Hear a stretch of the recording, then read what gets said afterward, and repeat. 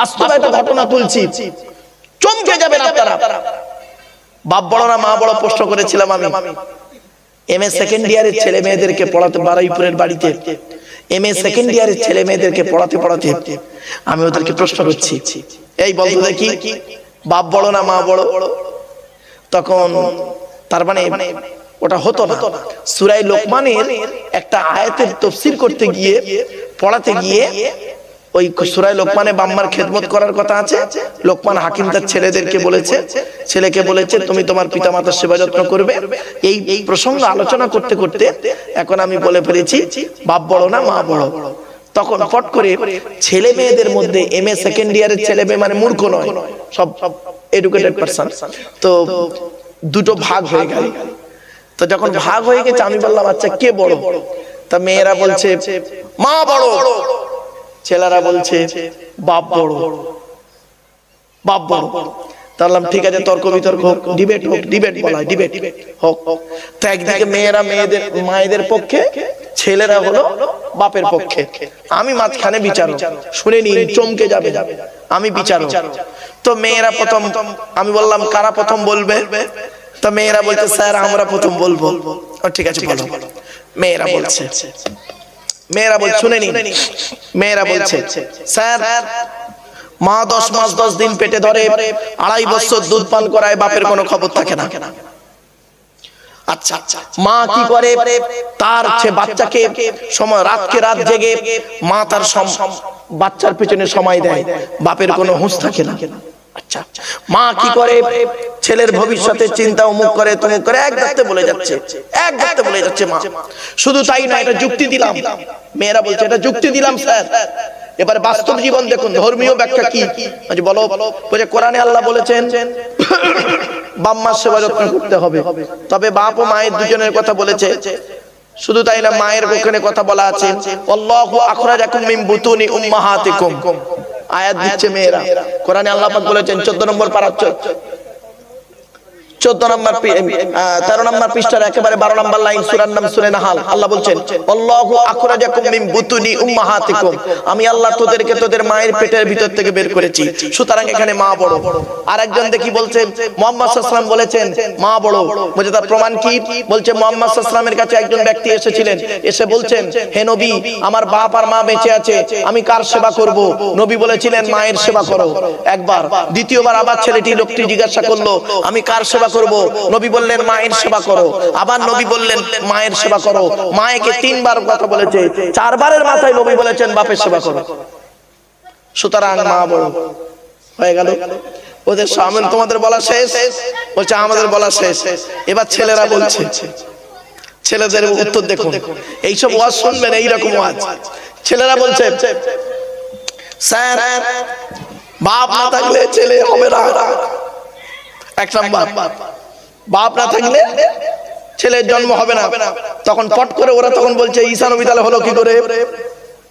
দেখেছেন কিছু বুঝতে পারছেন আমার ওয়াজ? ঈসা নবী হলো কি করে?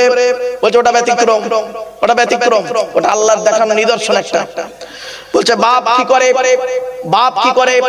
ছেলেকে, ছেলের চিন্তা করে, সবকিছু করে। বাপ বিয়ে করে, বিয়ে করার পরে সমস্ত দায়িত্ব বাপের। মা কি করে? বলতে বলতে বাপের পজিটিভ দিক বলছে, বাপের দিক। ছেলে পরিচয় পায় কার নামে? বাপের নামে। কেউ বলেনি পৃথিবীতে ঈসা নবী ছাড়া, কেউ বলেনি মার নাম দিয়ে ছেলে পরিচয় পেয়েছে। সব জায়গায় বলেছে বাপের নাম। আপনি কিতাব খুলুন, খুললেই পাবেন মোহাম্মদ বিন আব্দুল্লাহ, মোহাম্মদ বিন আমিরা বলা হয়নি, ঠিক না বেটি? ইসমাইল বিন ইব্রাহিম, বাপের নামে ছেলে পরিচিতি লাভ করে। মা যতই বড় হোক আর যাই হোক, বাপের নামে ছেলের পরিচিত হতে হবে।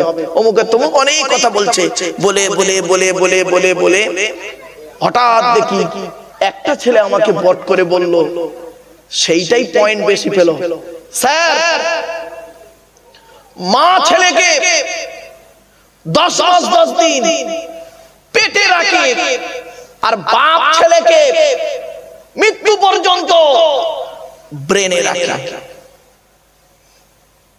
কিছু বুঝতে পারলেন আপনারা? না বুঝতে পারেন? বলছে মা ছেলেকে 10 মাস 10 দিন পেটে রাখে, আর বাপ ছেলেকে সারা জীবন বাপের মৃত্যু পর্যন্ত ব্রেনে রাখে। আমি তখন বললাম কিরকম? বলে স্যার আমার বাপের সঙ্গে মায়ের বিয়ে হলো, বিয়ে হওয়ার পরে আমার বাপ আনতো, মা খেত, মা রান্না করে দিত, বাপ খেত, কোনো ঝামেলাই ছিল না। হঠাৎ যখন আমি মায়ের পেটে এলাম, আমার মা তখন বলল পেটে বাচ্চা এসে গেছে, তুমি বাপ হতে চলেছো। সেই দিন থেকে আমার বাপের চিন্তা বেড়ে গেল, ছেলে হলে কি খাওয়াবো, ছেলে এবার আমার মায়েরও খাবার দিতে হচ্ছে, আমারও খাবার দিতে হচ্ছে। ডাক্তারখানায় যাবে কে? আমার মা নিয়ে যাবে, বাপ নিয়ে যাবে। টাকা দেবে কে? বাপ দেবে। খরচা করবে কে? বাপ করবে। মায়ের দায়িত্ব ছিল দুধ খাইয়ে ছেড়ে দেবা। অনেক মা তো বাচ্চা হতে গিয়ে মারা যায়, বাচ্চা হতে গিয়ে মারা গেলে সে বাচ্চা বাঁচে না। এই ভাই বলুন না, বাঁচে। তাহলে দুধ খাওয়ানোটা বড় মহামারী কাজ নয়। যুক্তি যখন তর্ক, কোর্টে কোনো দিন গেছেন? কোর্টে গেলে দেখবেন দুটো উকিল তো তর্ক বিতর্ক করে না, তো তখন তো আর কেউ কাউকে মানে না। বলছে মা 10 মাস 10 দিন পেটে রাখে, বাপ মরণ পর্যন্ত ব্রেনে রাখে। আমার বাপ আমার ভবিষ্যতের জন্য, আমার পৃথিবীতে আসার আগ পর্যন্ত চিন্তা করেছে, আমার ছেলে এলে কি হবে না হবে, কি করব না করব। ছেলের পড়াশোনার দায়িত্ব বাপের, সব কিছুর দায়িত্ব বাপের, এমনকি আমার ভবিষ্যতের চিন্তা আমার বাপ করেছে। যার জন্য বাপ সারা জীবন মাটি খেটে খেটে এত কিছু করে গেছে, বাপ ভোগ করতে পারলো না, আমি বাপে দেখে যাওয়া সম্পত্তি ভোগ করছি। এবার বলুন আপনারা খুঁজে পাবেন তো? মুখেই তো বলে দিলেন মা বড়, মা বড় তো বলে দিলেন। এবার দেখুন বাপের দায়িত্ব কি। আপনারা তো বাপের গুরুত্ব বোঝেন না, এই জন্য বাপের গুরুত্ব বোঝে না বলে ছেলেরা বাপের ভাত দেয় না, বইয়ের কথা শুনে ওঠে আর বসে। এই কোরআনে বলা হয়েছে বাপ আর মায়ের কথা, বাপ আর মায়ের কথা। এজন্য আমি এখানে কাউকে ছোট করছি না, বলার উদ্দেশ্য ছিল বাপ আর মাকে দেখা। শুধু মাকে দেখো না, বাপকে গালি দিও না। শুধু বাপকে দেখো না, মাকে গালি দিতে যেও না। বাপ আর মা উভয়কেই দেখো, উভয়কে সমান চোখে দেখো। মনে রেখো এই পৃথিবীতে তোমার আল্লাহর নবীর পরে বাপ আর মা ছাড়া কেউ নেই। এই কোরআনের দলিল, এই কোরআনের দলিল। এই কোরআনে লেখা আছে বাম্মার সেবা করতে হবে। আল্লাহ নিজেই বলেছেন 1 নম্বর পারার 11 নম্বর পৃষ্ঠার 12 নম্বর লাইন, সূরার নাম সূরা বাকারা, ওয়াবিল ওয়ালিদাইনি ইহসানা, বাম্মার সেবা যত্ন করো। এই কোরআনে বলা হয়েছে 2 নম্বর পারার 12 নম্বর পৃষ্ঠার 13 নম্বর লাইন, সূরার নাম সূরা বাকারা। আল্লাহ পাক বলছেন ইয়াসআলুনাকা মাযা ইউনফিকুন কুল মা আনফাকতুম মিন খায়রিন ফালিল ওয়ালিদাইনি ওয়াল আকরাবিন। আমার বাপেরা শুনে রেখে দিন, আজকে যাদের বাম্মা চলে গেছে, এখানে যারা বসে আছেন, যারা আসছেন, যারা আসবেন, অনুরোধ করে বলে যাচ্ছি বাম্মার প্রতি লক্ষ্য রাখবেন। আল্লাহ কোরআনে বলছেন নবীর কাছে এক ব্যক্তি এসেছিলেন, নবীর কাছে এক ব্যক্তি এসেছিলেন, ব্যক্তিটির নাম হলো কি জানেন? আমর জামু। কি বললাম? নামটা একটু বলুন অন্তত, সাহাবীর নামটা অন্তত বলুন একটু। আমর জামু। কি বললাম? আমর জামু রাদিয়াল্লাহু তাআলা আনহু। উনি এসেছিলেন নবীর কাছে, প্রচুর টাকার মালিক ছিলেন উনি। নবীর কাছে এসে প্রশ্ন করছেন, ইয়া রাসূলুল্লাহ, আমাকে আল্লাহ পাক অনেক টাকার অর্থ দিয়েছে, আমি অনেক টাকার মালিক, আমি একজন ধনী ব্যক্তি, আমার টাকা পয়সাগুলো কোথায় ব্যয় করলে আল্লাহ খুশি হবে বলে দিন। নবীজি ওই ব্যক্তির প্রশ্ন শুনে চুপ করেছিলেন। আমার নবী নিজের থেকে কোনো কথা বলতেন না। ওমা ইয়ানতিকু আনিল হাওয়া ইন হুয়া ইল্লা ওয়াহয়ুন ইউহা। আল্লাহর ওহী ছাড়া নবী কথা বলতেন না। নবী চুপ করে আছেন। এমন সময় আল্লাহ পাক ওনাকে কেন্দ্র করে কোরআনের এই আয়াতটা নাযিল করলো। কি? ইয়াসআলুনাকা মাযা ইউনফিকুন কুল মা আনফাকতুম মিন খায়রিন ফালিল ওয়ালিদাইনি ওয়াল আকরাবিন। 2 নম্বর পারার 12 নম্বর পৃষ্ঠা 13 নম্বর লাইন, সূরার নাম সূরা বাকারা, আল কোরআন। আল্লাহ পাক বলছেন ইয়াসআলুনাকা, নবী তোমাকে ওরা প্রশ্ন করছে মাযা ইউনফিকুন, কি খরচা করবে তারা। আল্লাহ পাক বললেন কুল, নবী তুমি বলো মা আনফাকতুম মিন খায়রিন ফালিল ওয়ালিদাইনি ওয়াল আকরাবিন। টাকা পয়সা ধন সম্পদ গুলো সর্বপ্রথম তোমরা তোমাদের বুড়ো বুড়ি বাপ আর মায়ের পিছনে প্রথম ব্যয় করবে, আল্লাহ খুশি হয়ে যাবে। সর্বপ্রথম টাকা পয়সা ব্যয় করবেন কার পিছনে? জোরে বলুন। বাপ আর মায়ের পিছনে। এই ছেলে, বাপের পিছনে পয়সা ব্যয় করো না, মায়ের পিছনে পয়সা ব্যয় করো না।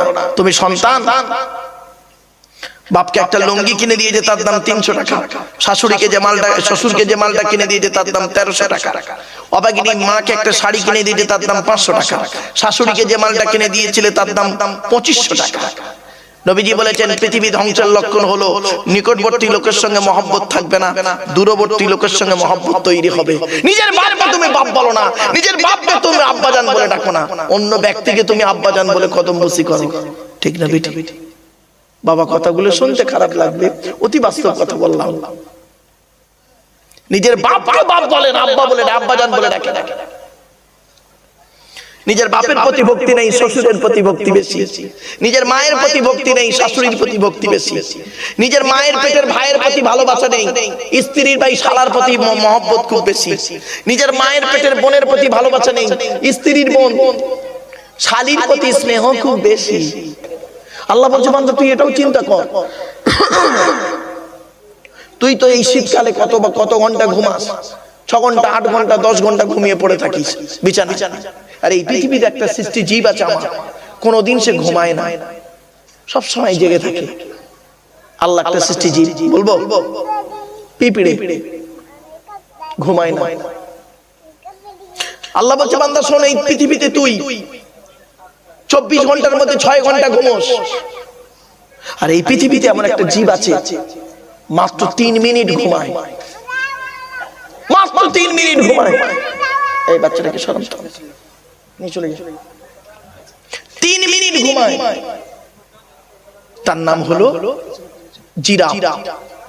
ভাবতে পেরেছে? আল্লাহ বলছে একবার লক্ষ্য করে দেখ, জিরাফের গলাটা লম্বা করে দিয়েছি, ক্যাঙ্গারুর পিছনের পাটা লম্বা করেছি। একবার চিন্তা কর, শায়েস্তানগরের মানুষেরা, শায়েস্তানগর তো এটা নাকি ঠিক বললাম, শায়েস্তানগরের মানুষেরা একবার চিন্তা কর, জিরাফের গলাটা লম্বা করে দিয়েছি, ক্যাঙ্গারুর পিছনের পাটা লম্বা করেছি। একবার চিন্তা কর, একবার ভাব, আমাকে আল্লাহ বলে ডাক, আমি আল্লাহ তোর ডাকে সাড়া দেব। আল্লাহ বলে বান্দা তুই একবার লক্ষ্য কর, এই পৃথিবীতে আমার সৃষ্টি জগতের ভিতরে তোরে দেহের ভিতরে, আপনারা জানেন না, শুনে নিন, বই ডাক্তাররা বলছেন মানুষের পা থেকে মাথা পর্যন্ত যত শিরা উপশিরা আছে, সমস্ত শিরা উপশিরা গুলোকে যদি পরস্পর লাইন দেওয়া যায়, লাইন দেওয়া হলে পৃথিবীর এক প্রান্ত থেকে অপর প্রান্তে পৌঁছে যাওয়া যাবে। ভাবতে পেরেছেন? শুধু তাই না, আল্লাহ বলে তোকে তোর মায়ের পেটের ভিতরে আনলাম, মায়ের পেটের ভিতরে এনে তুই কিভাবে থাকলি, 10 মাস 10 দিন রাখলাম তোকে। ছোট্ট একটা প্রশ্ন করি, উত্তরটা দেন তো দেখি। লাথি মারলে মানুষ হাসে না কাঁদে? আরে ভাই বলুন না। বাচ্চা যখন ছেলেকে লাথি মারে, বাচ্চা যখন তার মাকে লাথি মারে, ছেলে যখন তার মাকে লাথি মারে, মা তখন হাসে না কাঁদে? জোরে বলো। হাসে আবার কাঁদে। আমার এই ওয়াজ শুনতে গেলে একটু ব্রেন লাগবে, কি আলোচনা হচ্ছে ইউটিউবে যারা আছে তারা বুঝতে পারছে, জ্ঞানী জ্ঞানী লোকেরা। একই সন্তান, দুটোই লাথি, একটা লাথি মারলে বাচ্চা মা হাসে, আর একটা লাথি মারলে মা কাঁদে। এই শায়েস্তানগরের নারীর পুরুষেরা ভালো করে শুনে নাও, একটাই সন্তান তোমার, দুটোই লাথি, একটা লাথি মারলে মা হাসে, একটা লাথি মারলে মা কাঁদে। কখন? খালি জায়গাটা আলাদা, পর্দার এপার আর ওপার। মায়ের পেটে যখন বাচ্চা যখন থাকে, বাচ্চা যখন মায়ের পেটে লাথি মারে, মা তখন হেসে ফেলে। ঠিক না বেটি? ডাক্তার জিজ্ঞেস করেছে, ডাক্তার বলছে তোমার বাচ্চা বেঁচে আছে কিনা বুঝবে কি করে? বাচ্চা নড়ে তো পেটে, 8 মাস হয়ে গেছে বাচ্চা নড়ে নেই, 2 দিন নড়ে নেই, তাই টেনশনে আছে। হঠাৎ বাচ্চা করেছে কি 2 দিনের মাথায় পেটে লাথি মেরেছে। মা তখন হেসে ফেলে ডাক্তারকে ফোন করেছে, স্যার আমার পেটে বাচ্চা লাথি মেরেছে। হেসে ফেলে বলছে তাহলে চিন্তা নেই, বাচ্চা বেঁচে আছে। তাহলে মায়ের পেটে বাচ্চা যখন লাথি মারে মা তখন হেসে ফেলে, আর ওই বাচ্চা মায়ের পেট থেকে এসে যখন বাচ্চা বড় হয়ে যায়, আর বাচ্চা যখন ওই ছেলে যখন মাকে লাথি মারে তখন মা কাঁদে। মায়ের ছোট্ট পেটে ছেলের জায়গা হয় 10 মাস 10 দিন। মায়ের ছোট্ট পেটে ছেলের জায়গা হয় 10 মাস 10 দিন। আর ছেলের 10 কামরা ঘরে অভাগিনী মায়ের একটু শোয়ার জায়গা হয় না। এ মুসলমান আবার নামাজ পড়ে, এরা আবার ইবাদত করে, এরা আবার কি বলবো মানে নামাজ রোজা অনেক কিছু করে। খবরদার নয়, শুনে রেখে দাও, আল্লাহর নবীর পরই স্থান হলো বাপ আর মায়ের। আল্লাহর আলোচনা করলেই বাম্মার আলোচনা আসবেই, আসবে 100%। আল্লাহর আলোচনা করলেই বাম্মার আলোচনা আসবে। কেন? আল্লাহ পাক বাপের পৃষ্ঠ হতে মায়ের পেটে থেকে পৃথিবীর মুখ দেখিয়েছেন।